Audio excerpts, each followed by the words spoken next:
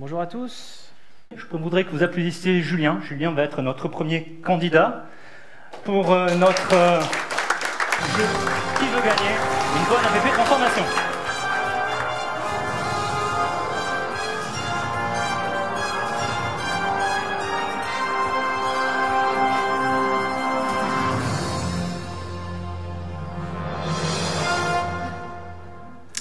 Merci Fabien, donc le micro Bonjour marche. Julien. Donc je te laisserai le pupitre puisque c'est toi le chef. Donc voilà, Julien Revers, il y a quelques phrases marquées ici. Donc je travaille avec Fabien, on est sur le site de Toulouse. Voilà, Air France KLM possède 4 sites IT à Nice, à Paris, à Toulouse et à Amsterdam. Donc on est tous les deux basés sur Toulouse.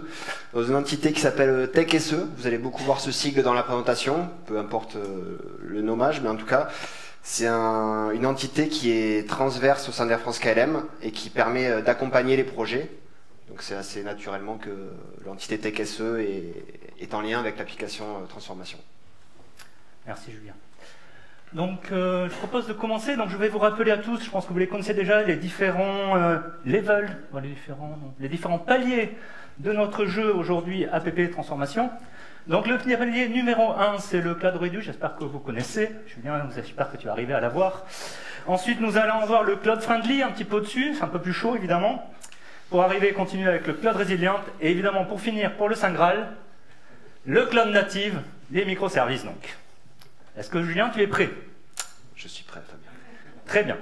Première étape, donc nous allons parler un petit peu de l'analyse. Ça va être un premier lot de questions. Donc vous êtes prêts, c'est parti, on y va. Tout d'abord, combien y a-t-il de développeurs à Air France KLM? Réponse A, moins de 300. Réponse B, 300 à 1000. Réponse C, 1000 à 2000. Réponse D, 2000. Eh bien, Air France KLM est une entreprise qui a plus de 80 000 employés, donc c'est assez important. Donc je pense qu'il y a bien plus de 2000 développeurs au sein d'Air France KLM. Voyons, vérifions. Effectivement, nous avons plus de 2000 développeurs. Bravo, Julien. Question suivante. Combien d'applications avons-nous dans notre portfolio Air France KLM? Moins de 23, 570, 1307 ou plus de 2000? Eh bien, Air France KLM existe depuis 85 ans, cette année, c'était les 85 ans. Donc je pense que pendant toutes ces années, il y a eu pas mal d'applications développées et il doit en rester plus de 2000. Est-ce que c'est votre dernier mot? C'est mon dernier mot, en fait. Effectivement, plus de 2000 applications. Question suivante. Donc effectivement, pour faire une APP transformation, il nous faut connaître un petit peu le portefeuille applicatif. Donc comment avoir une vue globale rapidement? Première réponse, réponse A via la CMDB.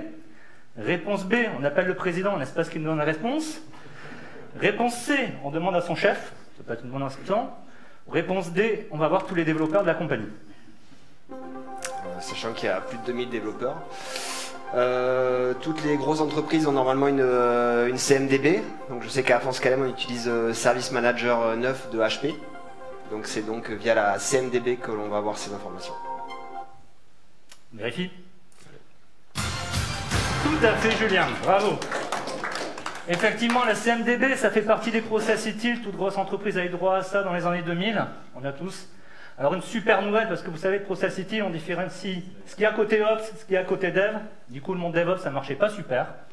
Et enfin, ils ont sorti une utile V4, parce qu'ils ont dû sentir un peu le roussi quand même, en février 2019. Donc maintenant, je pense que tout va bien, on va peut-être rapprocher les deux mondes. Question suivante. Air France. Quel est le langage le plus utilisé depuis 2001?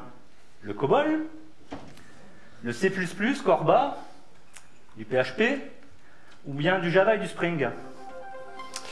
Eh bien, comme je disais tout à l'heure, on a une entreprise qui est assez, on va pas dire vieille, c'est péjoratif, mais bon, 85 ans quand même. Donc il y a eu pas mal d'applications développées en COBOL par le passé sur gros systèmes, et il en reste quelques-unes. Il y a eu un petit passage en C++ durant quelques années. Le PHP, on n'a jamais mis en place, mais depuis 2000, c'est Java Spring qui prédomine partout. C'est mon dernier mot, Fabien. Merci Julien, bravo. Donc effectivement, première étape qu'on a fait, ça a été de regarder notre portefeuille. Vous pouvez voir d'ailleurs, on a un joli truc sympa, c'est MISC. En gros, on ne sait pas ce que c'est. Parce que je pense que comme toutes les grosses entreprises, ouais, on a un référentiel. Mais c'est pas super au point en fait. Notre réalité, elle est plutôt par là. Mais en fait, ce qu'il faut retenir surtout, c'est que c'est intéressant d'avoir commencé par ça. On a déjà un portefeuille, on peut aller parler aux applications, on peut leur dire voilà ce qu'on a. Et après, on va affiner. On va essayer d'affiner et à partir de là, on va discuter avec les gens. Ça ouvre la discussion et ça permet de voir du coup avec eux vraiment où sont leurs besoins. Du coup, c'est bien maintenant qu'on a un petit peu notre portefeuille, mais il faut un petit peu le classer. Donc, quelle méthodologie on va utiliser? La méthodologie des 3T, la méthodologie des 5S, la méthodologie des 7V ou la méthodologie des 6R? Eh bien, il me semble que c'est la méthodologie des 6R qui est une stratégie pour classifier le portefeuille applicatif en vue de le passer sur des environnements typés cloud. Le dernier mot? C'est mon dernier mot, Fabien. Bravo Julien! Donc effectivement, si on reprend le processus, on a notre portfolio d'entrée, on va filtrer un petit peu, on va voir du coup quelles sont les applications qui ne valent pas le coup, hein, clairement, c'est celles qu'on va supprimer, ou celles qu'on va vouloir garder sur des anciens environnements. Après, on va commencer à trouver des applications un peu plus intéressantes, on va se dire, tiens, on peut faire du rehost, c'est-à-dire du lift and shift, ou bien il va falloir replatformer, avec un petit effort un petit peu moins conséquent. Vraiment le refactor où là on va chercher à moderniser, tirer le plus-value des plateformes. Et enfin, quand plus rien n'est possible, il faut penser à faire du rebuild. Et là, ça coûte cher. Bravo Julien, vous avez atteint votre niveau Cloud Redo, merci de m'applaudir.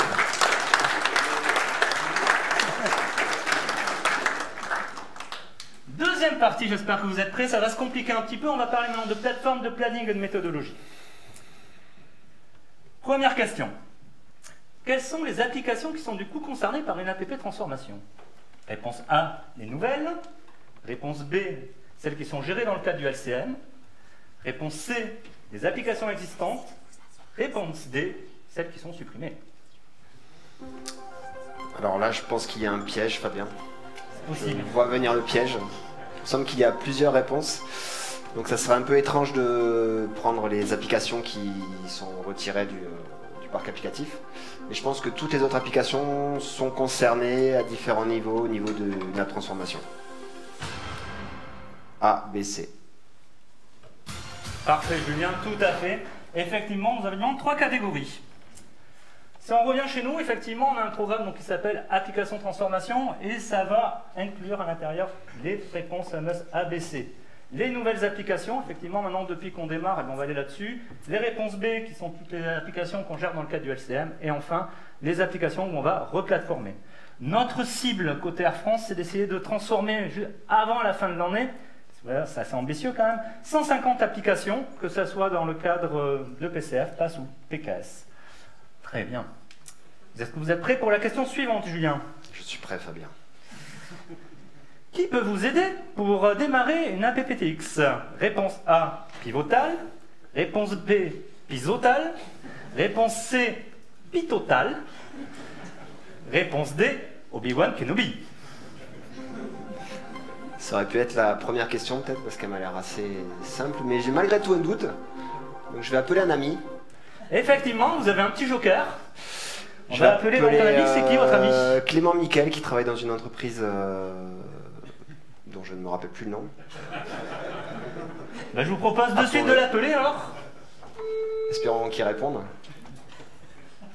Allô Clément? Oui, bonjour. Comment Bonjour ça Clément, va? je suis avec Julien. Oui. Il a une petite question pour toi, il est en train de participer au jeu. Qui veut gagner une bonne APP transformation? Julien, c'est à vous, vous avez moins d'1 minute, je vous en prie. Salut Clément, ça va? Ouais, toi? Super. D'après toi, quelle entreprise pourrait nous aider pour transformer le portefeuille applicatif d'Air France KLM? Est-ce que c'est Pivotal, Pizotal, Pitotal ou Obi-Wan Kenobi? J'ai un petit doute là quand même. Regarde ton badge. Réponse A, Pivotal. Ok, ben c'est bien ce qui me semblait. Allez, bonne Bon journée. courage. Hein. Merci. Julien, du coup, quelle est votre réponse? C'est Pivotal. Bravo. Donc si on revient un petit peu côté planning à Air France, qu'est-ce que ça donne? Donc en fait, depuis juin 2018, nous avons les plateformes qui sont en place. Du coup, nous avons des early adopters qui ont commencé à s'embarquer sur ces plateformes-là. Ensuite, en janvier 2009, nous avons une décision claire, c'est-à-dire que maintenant, toute nouvelle application qui va commencer à Air France KLM démarre sur du conteneur. Ça, c'est clair maintenant, sauf vraiment s'il y a des cas un petit peu particuliers. Puis, en courant début d'année, on a eu maintenant tout ce qui est partie LCM, GRM qui s'est rajouté, c'est-à-dire qu'avant, on continuait à approvisionner sur des plateformes anciennes, on va dire, entre guillemets. Maintenant, directement, ça va sur des plateformes de type Cloud Foundry. Et donc, il restait les applications existantes. Et pour les applications existantes, nous avons fait appel à Pivotal, qui vont nous aider à mettre en place le setup. Et ensuite, le but du jeu, c'est qu'on sache reproduire ce setup sur ce que disait tout à l'heure Julien. Nous avons 3 data centers, Toulouse, Amsterdam et Valbonne. Valbonne, c'est du côté de Nice. Et donc, du coup, après qu'on soit autonome et qu'on puisse continuer à réaliser ces transformations. Notre objectif, c'est d'arriver à transformer à peu près 80% de ce qui est réalisable. Ce qui est possible de faire, évidemment, du Commvault, vous aurez compris, c'est assez difficile. Petite question suivante, ça te paraît clair, Julien? Ouais, j'avais dit 4 tout à l'heure parce qu'on a aussi une entité sur Paris, mais il y a moins de développement, donc on n'a pas planifié d'AptX sur Paris. Pour l'instant, après on verra, je pense, avec le temps, effectivement. Question suivante. Que signifie K8S?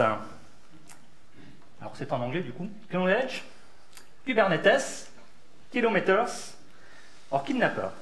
Alors du coup, je ne vais pas traduire parce que sinon ça va peut-être un peu aider. Julien. Je pense que j'ai un doute, donc je vais demander à l'auditoire qui m'a l'air de s'y connaître sur le sujet quand même. Donc je vais demander au public, Fabien. Très bien. Public, est-ce que vous êtes prêts? Ouais? Ok. Alors je vais vous demander, levez la main pour la réponse A. Une. Ok, pas beaucoup. Levez la main pour la réponse B. Oh là, il y en a beaucoup, je compte pas. Ah, quand même. Ça a l'air pas mal quand même. Levez la main pour la réponse C. 3, 4. Il y en a qui votent 2 fois. J'ai l'impression que c'est pas tout à fait fair play. Que pour les mauvaises. Réponse D, pardon. Qui reste? Ah, on a quelques personnes donc, qui veulent kidnapper. Julien. Donc je pense qu'il y en a qui veulent pas que je gagne au jeu dans la salle. Mais je dirais la réponse B, Kubernetes. Ouais, réponse B. Ouais. Bravo Julien, merci beaucoup au public. Donc effectivement, on a beaucoup d'acronymes qui se baladent. Kubernetes, donc c'est K8S évidemment. Chez Pivotal, comment ça s'appelle? PKS, et du coup avec un K, vous voyez. Pivotal, conteneur avec un C. Raté, l'acronyme c'est avec un K. Donc on met un K par-ci par-là. Et rappelez-vous, PCF, c'était la totalité. Aujourd'hui maintenant, ça signifie juste la partie passe. Mais on dit que PCF c'est la totalité. Bon, si vous avez bien retenu, 2 offres distinctes, essentiellement. Il y a une troisième, on n'en parlera pas aujourd'hui parce qu'on ne la met pas à Air France KLM. Ce qu'il faut retenir, la différence, c'est simple. C'est d'un côté, vous avez une passe, le développeur se concentre uniquement sur l'application. Et ensuite, c'est la plateforme qui constitue le reste. Une PKS, où là, il faut aller un petit peu plus loin. Il faut fournir l'application, il faut fournir le runtime, il faut fournir la base OS, la base d'image, pardon. Tout ça, c'est le développeur qui fournit. Et ensuite, c'est la plateforme qui fait le reste. Donc d'un côté, on construit le conteneur pour vous. De l'autre côté, c'est vous qui construisez le conteneur. On a un petit peu de lien entre les deux. Je pense que vous l'avez vu dans le slide précédent. Présentation précédente, on a ce qu'on appelle l'Open Service Broker API qui va être la possibilité de consommer des services, du coup, qui peuvent être provisionnés à l'extérieur des plateformes. Donc ça, c'est super sympa, on y travaille pas mal dessus actuellement. Du coup, Julien, sais-tu aujourd'hui combien avons-nous de services brokers disponibles dans notre plateforme PCF? Réponse A, 0. Réponse B, 5. Réponse C, 9. Réponse D, 24. Pas de musique? Ah, excuse-moi. Je t'ai perdu là, c'est mon élément déclencheur. Je comprends, ça stresse un peu. Donc l'intérêt de ces plateformes, c'est évidemment quand elles sont interconnectées un maximum avec tout le SI de l'entreprise. Donc idéalement, on pourrait penser à 24, puisqu'on a besoin de s'interconnecter avec plein de choses, comme du stockage S3, comme pourquoi pas produire du NFS, des notions de DNS, tous les types de bases de données, Oracle, Redis, Mongo, et plein d'autres choses. Donc on pourrait arriver à 24, mais il me semble que pour l'instant, nous sommes à 5. Dernier mot. C'est mon dernier mot. D'accord. Effectivement, nous sommes à 5. Nous sommes à 5. Et si vous vous rappelez donc à Bâle, ce que disait tout à l'heure Stéphane, on a fait une présentation en vous expliquant notre monde idéal, le monde d'ailleurs des bisounours, comme vous pouvez voir, où tout serait consommable à travers les services brokers, j'aurais plus qu'à cliquer et hop, ça serait fantastique. Donc quand on a ouvert la plateforme, on avait 3 services exactement. On en a aujourd'hui 5 parce qu'on a rajouté la brique SCS. Mais effectivement, on voit que c'est quelque chose qui est difficile parce qu'en plus, malgré tout, la plateforme se veut unique, on est siloté quand même derrière, donc c'est pas les mêmes équipes qui vont fournir la base de données, c'est pas les mêmes équipes. Et en plus, maintenant, vous rajoutez un nouvel acteur qui est responsable du service broker qui va être déployé, problématique de support si le service broker tombe, plus la problématique du service derrière. Donc voilà, c'est pas évident, on y travaille beaucoup, on espère d'avoir de nouveaux services d'ailleurs, on devrait en avoir un enfin Oracle qui va arriver durant l'été. Voilà, ça se met en ordre de marche, mais évidemment, c'est un point finalement très difficile. J'aurais tendance à dire même plus difficile que d'installer une plateforme. Et effectivement, ce catalogue de services, par contre, les développeurs l'apprécient énormément. Ouais, juste pour préciser, hein, ceux qui maîtrisent moins le sujet, ça ne veut pas dire qu'on ne peut pas consommer de base de données Oracle et tout le reste. On est interconnecté avec l'ensemble du SI, sauf qu'on n'est pas en mode self-service pour l'instant au niveau d'un point de vue développeur. Donc il n'y a aucun blocage pour utiliser la plateforme avec tout le SI existant. Mais on est en mode self-service que sur 5 briques du SI pour l'instant. Un exemple qu'on avait donné à Bâle à l'époque, c'était pour avoir une base de données Mongo. Il fallait 4 semaines pour l'avoir en dev, 5 semaines pour l'avoir en 7, 6 semaines pour l'avoir en production. Là où vous cliquez, vous l'avez instantanément. Merci Julien, merci pour ces précisions. De rien, Fabien. Petite question supplémentaire. Quelle méthode propose Pivotal pour assurer la formation des équipes, l'adoption des équipes? La méthode de pairing, la méthode Larache. Je ne sais pas si vous connaissez la méthode Larache, elle a son site web. Rapid Application Conception and Heuristic Extreme Programming. Elle a différents tours, c'est sympa. La méthode en cycle en V, très connue aussi. Ou bien une méthode de coaching. Je crois que la présentation précédente a un petit peu donné la réponse. Voilà, Pivotal accompagne les entreprises aussi d'un point de vue développeur, possède de très bons développeurs pointus. Donc l'idéal, c'est de les faire intervenir en mode pairing avec les développeurs d'Air France KLM. Donc c'est du pairing. Pairing? Yes. Effectivement. Bravo Julien. Je vais gagner. Pairing, on a un développeur, un clavier, une souris, un écran. Jusque là tout nickel. Et on a du coup un deuxième développeur avec aussi un clavier, une souris, un écran. La grosse différence, c'est le même écran qu'on voit parce qu'il n'y a qu'une UC. D'accord? Du coup, ça a des avantages qui sont assez intéressants. Typiquement, si vous voulez voir votre mail, le développeur d'à côté les voit. Donc finalement, vous évitez. Très bien, mais on peut peut-être aller plus loin. Du coup, qu'est-ce que le mobbing? Une danse africaine?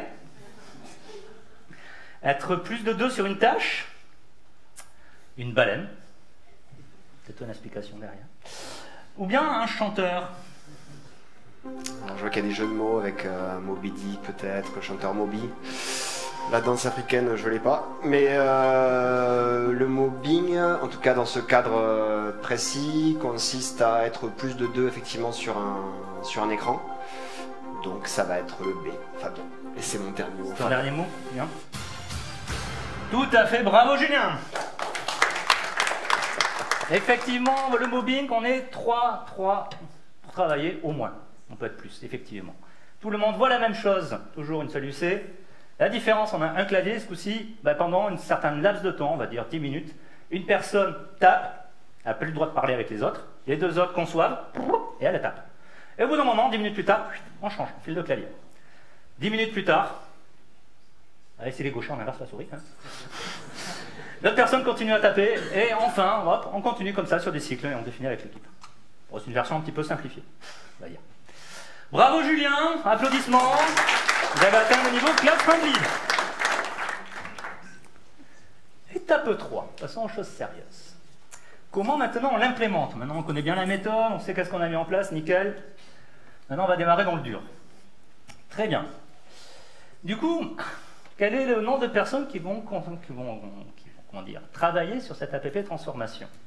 Première étape. Vous allez voir, c'est un peu plus compliqué, on fait des maths. On a une équipe de 2 développeurs plus 1 PM, le tout x2. On a 8 développeurs. On a 2 développeurs plus 1 PM x3. Ou bien on a 3 développeurs x2 plus 1 PM x2. Bon, c'est un peu compliqué, je ne sais pas si vous avez tout suivi. Mais j'espère que Julien aura la bonne réponse. On aurait pu demander l'avis du public, ça aurait été plus partagé peut-être. Vu qu'on a vu précédemment que le mobbing consistait à avoir 3 développeurs, et qu'on a parlé de projets donc d'équipe projet à transformer. On a parlé de Tech SI qui était l'entité centrale avec des personnes, des experts internes, et on a parlé d'experts Pivotal. Sachant que là, l'AptX, on parle donc des 8 semaines de vraiment AptX avec Pivotal qui est avec nous. Je pense que c'est la réponse D, Fabien, avec 3 développeurs x2, 2 équipes et 2 PM. Et j'ai la bonne réponse. Parfait, bien. Parce que j'ai déjà fait les slides. Effectivement. Alors on va essayer de clarifier un peu. Par défaut, on a donc un PM qui va aider de cadencer, qui va essayer de mettre en place cette APP transformation pendant les 8 semaines. Pour ça, il travaille en pairing, avec quelqu'un de l'équipe AF de type, on va dire. Il y a aussi le business, un côté PM, il ne faut pas l'oublier, c'est important. Ensuite, on a 2 développeurs qui vont travailler en pairing, donc ça c'est le modèle classique sur lequel travaille Pivotal. Petit souci dans l'histoire, vous avez vu, il y a un Tech SI partout, on vous l'a dit, donc une entité de support aux développeurs. Donc le but du jeu, c'est qu'on reprenne le lead une fois que Pivotal est parti. Donc du coup, qu'est-ce qu'on a fait? On a rajouté des petites personnes. Donc on a rajouté une équipe, on a dit tiens, on va mettre un développeur. Puis on se dit, ouais, on est super balèze, on va mettre aussi un gars qui va faire le rôle de PM et de développeur. Bon, en fait, ça, c'est pas une bonne idée. Parce que quand même, chez Tech SI, on est très technique. Donc finalement, on se rend compte que le petit développeur là-haut, il est quand même resté plutôt dans l'équipe de dev. Et ce qu'on se rend compte pour les prochains, qu'est-ce qu'il va falloir faire plutôt? On a aussi un Tech SI méthode. Et eux, ils préconisent comment on utilise la méthodologie. C'est peut-être plutôt eux qu'on va essayer d'embarquer. Et on va essayer peut-être de faire à 3. Bon, il y a des idées, on réfléchit, on apprend, c'est normal. Petite question suivante. Où c'est qu'on a fait notre APP transformation, Julien? Est-ce qu'on l'a fait dans les Pivotal Labs? Est-ce qu'on l'a fait dans la cuisine? Est-ce qu'on l'a fait au bureau des développeurs? Ou bien est-ce qu'on l'a fait dans une salle dédiée? Donc on parle toujours, pour resituer, des 8 semaines qu'on a fait ou qu'on va faire sur chaque site, Toulouse, Amsterdam et Nice. L'idée, on l'a vu juste avant, c'est de reproduire le modèle ensuite en interne avec les équipes d'AF Support Tech SE. Donc on se met déjà en ordre de marche chez nous, on va dire. Donc on n'a pas utilisé les beaux Labs Pivotal, mais on s'est mis dans une room dédiée sur les data centers à France KLM. Tout à fait. Et d'ailleurs, pour l'info, pardon, les gifs applaudissez, excusez-moi, je veux pas. Et pour info, ça a été très difficile parce que trouver des salles à Air France, c'est quand même très compliqué, on est assez tassé. Donc, but du jeu de cette salle, vous voyez, on a mis des jolis ordinateurs ensemble. Une équipe, 8 semaines, on basait sur du pairing, du mobbing. But du jeu, évidemment, déplacer l'application dans un conteneur, mais pas que. On ne s'arrête pas sur de la partie technique. Le but du jeu, c'est améliorer les connaissances des personnes, améliorer potentiellement vos tests, la fameuse approche TDD, connaître plus qu'est-ce qu'il y a derrière un conteneur, le fait qu'il soit immutable, des choses comme ça, améliorer toute la chaîne de CI/CD, du Blue Green déploiement, tout ce qui peut vous aider à livrer facilement, accélérer votre chaîne de déploiement et résoudre les problèmes aussi actuels des équipes. Beaucoup de choses. En plus, ça tombe bien, pivoter à la Spring, on fait du Spring, c'est royal. Donc qu'est-ce que ça donne? Une fois que c'est utilisé, voilà, on a une équipe qui est très contente. Vous retrouvez la position 3 développeurs à gauche, 3 développeurs à droite, les 2 PM en frontal. Une petite rétro sur votre gauche et après un petit esprit d'équipe qui se fait, vous voyez, un petit pique-nique ensemble, toute l'équipe. Très content, voilà, et c'était dans ce qu'ils ont appelé le bocal. Je propose de continuer. Donc qu'est-ce qu'ils ont pu faire? Alors juste un petit focus sur la première semaine lors de cette APP transformation. Étape 1, réponse A, ils ont mis à jour le laptop, parce que le laptop qu'on avait était vierge. Ils ont juste mis en place toutes les configurations, les logiciels, etc.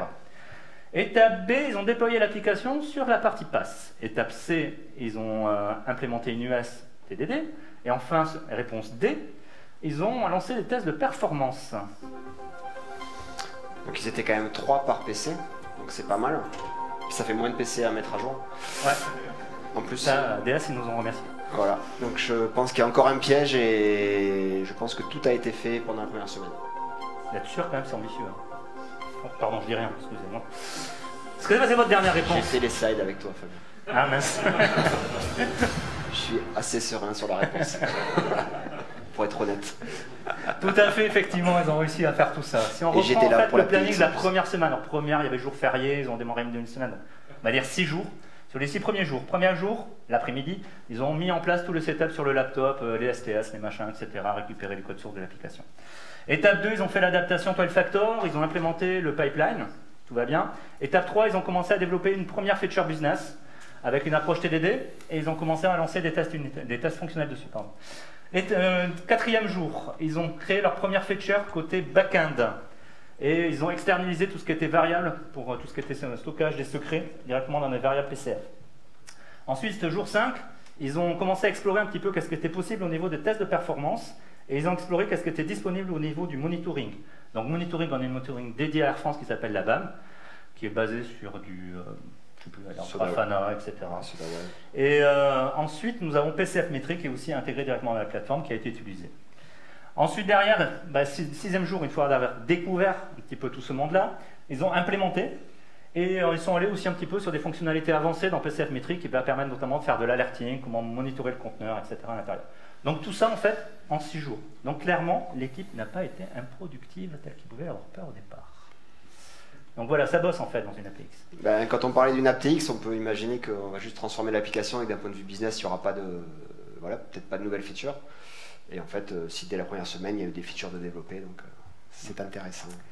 Alors, quels sont les points les plus embêtants, on va dire, pour cette APX? La première A, réponse A, la documentation. Réponse B, les ordinateurs. Réponse C, les exemples. Réponse D, le fait qu'il y ait plusieurs points d'entrée. Alors oui, le but de l'APX est aussi d'améliorer la manière d'aider les développeurs, on va dire.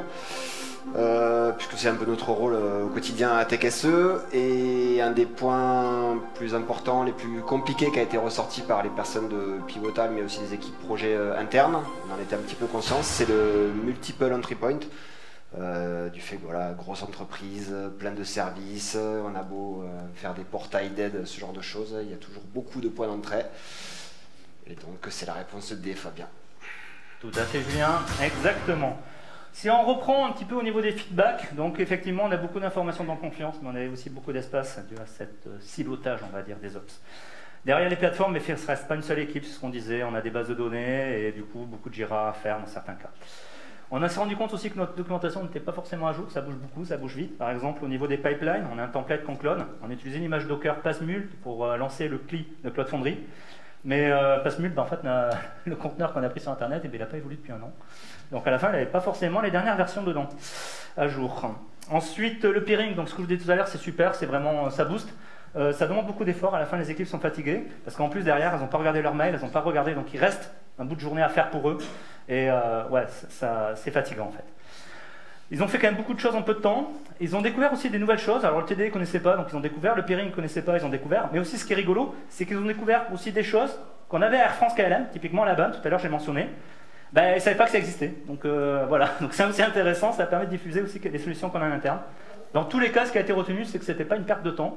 Contrairement à ce qu'ils ont pu croire au départ, ils disaient « Ouais, mais bon, vous nous demandez un développeur que je vous fournisse pendant autant de temps, mais moi, pour moi, il est improductif. » Clairement, il n'a pas été. Du coup, on a fait un petit sondage. Du coup, quels sont les gains qu'estiment les développeurs d'utiliser les plateformes PCF? Réponse A, 5%. Réponse B, en fait, ils ont perdu 10%. Réponse 0, ils n'ont rien gagné. Mauvais plan. Réponse D, 10 à 30% de productivité en termes de vitesse. Alors, je pense que si c'était la réponse B, je ne sais pas si Pivotal nous aurait invité à parler sur scène. J'ai comme un doute. À savoir qu'on utilise la plateforme activement depuis, on va dire, 1 an, à peu près, globalement. Donc je pense que c'est la réponse D, Fabien, 10 à 30%. Tout à fait, Julien, bravo. Bravo. Merci, Tom. Il faut voir qu'environ, je ne sais pas s'il y a un laser, là, environ 70% des personnes interrogées ont estimé avoir un gain supérieur à 10%. On voit bien notre approche tout à l'heure. Consiste qu'on a en premier ciblé les nouvelles applications, on commence à avoir des applications existantes qui sont en train d'aller sur les plateformes. Qu'est-ce qui est vraiment retenu dans l'idée des gens? L'autonomie, je peux déployer, opérer mon application, la vitesse d'avoir mes environnements, besoin d'attendre personne. Et aussi la possibilité de faire des architectures modernes, évidemment. Bravo Julien, on applaudit, niveau clarté étudiante. Parfait. Dernière étape, est-ce que tu es prêt? Parce que là vraiment, ça va vraiment se complexifier. Le million. Ouais. Alors c'est bien, vous avez fait la PPTX, fantastique. Par contre, comment on fait pour maintenant continuer? Est-ce qu'on va essayer de créer des champions? Est-ce qu'on va embaucher des gars de Pivotal? Ils sont pas mauvais. On va croiser les doigts? Ça va marcher. En fait, on fait rien. Alors, débaucher les personnes Pivotal, c'est une bonne idée. Ça pourrait être pas mal. Mais la meilleure solution, aussi toujours liée à cette histoire de TechSI qui est déjà l'entité centrale, qui est déjà en place au sein de notre compagnie, c'est la réponse A, de construire des champions. Je ne sais pas trop comment dire en français. Ah, t'es sûr? Je suis certain, Fabien. C'est bien musique. Bravo Julien. Donc effectivement on est en deux phases. Première phase, l'idée c'est qu'on a des agences. Les agences c'est les agences métiers, c'est-à-dire les gens qui gèrent le cargo, les gens qui gèrent les vols. Ils sont là les gens de TechSI. Voilà. Vous retrouvez le schéma de tout à l'heure d'ailleurs. Donc le but Regarde. du jeu, on fait une première vague où on va prendre des gens de Pivotal qui vont du coup former aussi TechSI, former les équipes, ça c'est nickel. Et après le but du jeu c'est qu'on soit capable de continuer sur toutes les agences. Une fois qu'on a fait ça, ce qu'on espère, c'est qu'on atteint notre rythme de croisière. Et maintenant les champions qu'on a créés dans ces agences vont être capables de continuer à transformer le portefeuille applicatif. Donc ça c'est un petit peu le modèle qu'on a retenu. Question suivante pour vous Julien, qui n'est pas simple. Mais quel est le nom chez Netflix du service registry? Réponse A, Istio. Réponse B, Heroku. Réponse C, Eureka. Réponse D, Zool. Donc, je sais qu'il y a un K dedans, donc j'hésite entre la C et la B, Fabien. J'hésite entre la C et la B? Oui, je demande le 50-50. Allez, il te reste un joker, je pense que c'est le moment de le sortir, effectivement. Vous êtes prêts? Ordinateur. Ok, donc je n'ai plus de doute, c'est Eureka. Bravo Julien. Effectivement, c'est Eureka qui est caché derrière un truc qui s'appelle SCS. Donc ça, c'est une journée d'application microservice. Voilà, vous avez deux microservices, un microservice de booking, un microservice de fly avec une base de données derrière. Jusque-là, tout va bien. Ensuite, vous avez toute l'architecture qui est inhérente au microservice, donc une gateway un petit peu pour dispatcher, un service registry pour savoir où se trouve le booking, où se trouve le VAT, un config serveur pour récupérer les confs.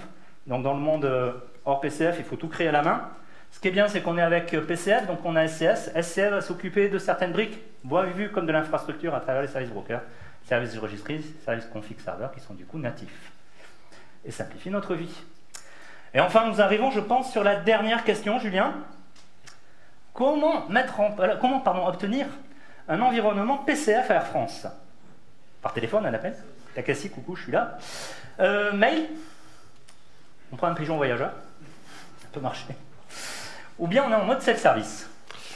On a beaucoup parlé des self-service. Je crois qu'on a développé quelque chose en interne pour faciliter ça. Donc c'est du self-service. On est autonome pour avoir les environnements voilà, en cliquant sur des boutons. C'est la réponse D, Fabien. Bravo. Bravo Julien, bravo. Merci. Petite vidéo de démonstration. 49 secondes.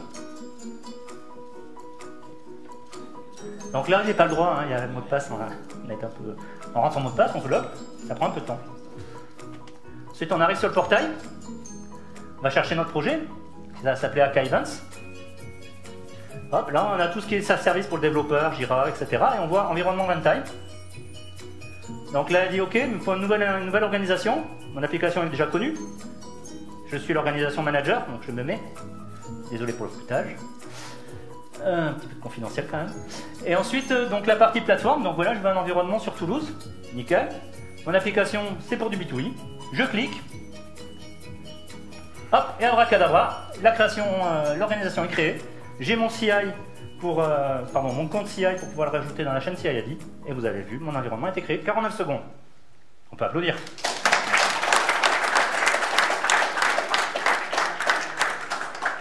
Julien, bravo, tu as atteint ton numéro code native. On peut aussi l'applaudir. Bravo. Et merci beaucoup pour ce talk. J'espère que vous avez apprécié. Merci à tous.